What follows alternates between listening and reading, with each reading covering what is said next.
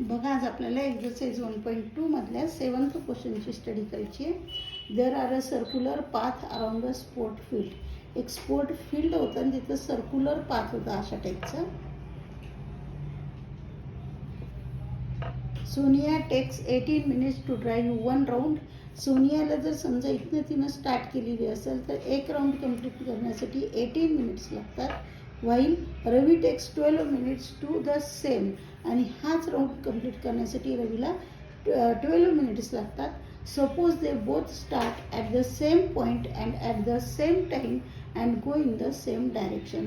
समजा दोघांनी पण ह्याच पॉईंटवरनं सेम पॉईंटवरनं सेम टाईमला सेम डायरेक्शननं, म्हणजे एकतर ह्या डायरेक्शननं किंवा त्या डायरेक्शननं दोघं एकाच डायरेक्शननं जर ड्राईव्ह करत असतील, after how many minutes will they meet again at the starting point.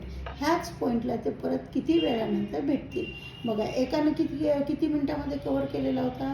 18 minutes. एकाला किती लागले? 18 मिनिट्स. तर रवीला किती मिनिट लागलेले? 12 मिनिट.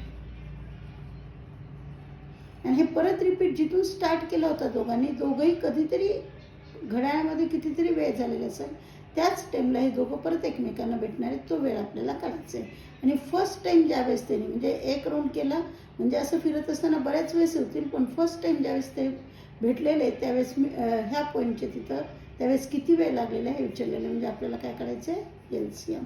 मग 18 आणि 12चं आपण फॅक्टर पाडू. तर 18चे फॅक्टर्स आहे 3 6 जा 18, म्हणजे 3 × 3 × 2. बघा आता, 3 3 जा 9, 9 2 जा 18, 3 3 जा 9, 9 2 जा 18. सेकंड 12चे फॅक्टर पाडूत आपण. 4 3 जा 12 आणि 4चे फॅक्टर आहे 2 × 2 × 3, 2 2 जा 4, 3 जा 12. इंडेक्स फॉर्ममध्ये मी ह्याला लिहिले तर हे काय येईल?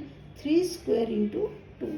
आणि ह्याला इंडेक्स फॉर्ममध्ये लिहिले तर 2² × 3. LCM काढत असताना आपण काय केलेलं होतं? ह्या दोघांपैकी ज्याची कॉमनमध्ये बघायचं 3 आणि 3² आहे, तर तुम्ही कोणतं घेणार? 3² × इथं 2 आणि 2² आहे, तर आपण काय घेणार? 2². 3² is 9 and 2² is 4 is equal to 36. म्हणजे 36 मिनिट्स.